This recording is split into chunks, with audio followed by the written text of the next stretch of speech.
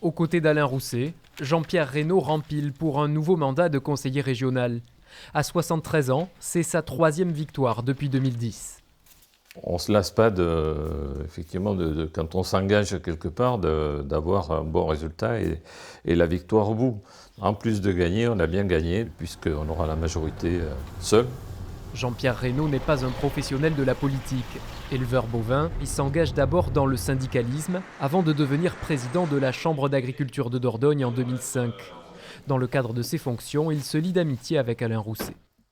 Quand il m'a sollicité en 2010, donc j'ai considéré que j'avais fait à peu près le tour de mes responsabilités professionnelles et je me suis dit pourquoi pas, parce que ça permettait toujours de rester dans le cadre des projets agricoles, mais de pouvoir avoir les moyens de les accompagner, de les porter.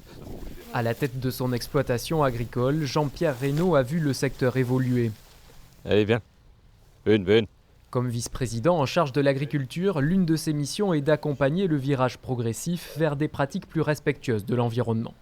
On a été quand même le premier secteur, l'agriculture et l'agroalimentaire, à mettre des éco-conditionnalités sur les aides que la région servait. On avait pris l'engagement de sortir des pesticides à l'échelle de 2030. Donc on a besoin beaucoup de travailler, mais on a besoin que l'État nous aide également à assurer la mise en place des solutions alternatives.